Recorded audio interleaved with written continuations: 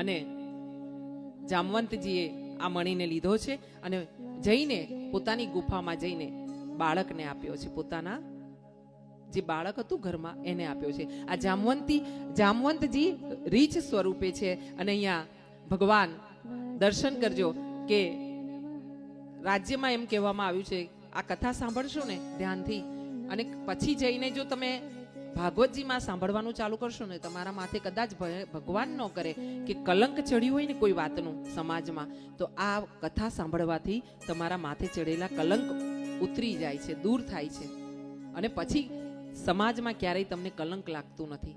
આ કથાનો મહિમા છે અહીંયા.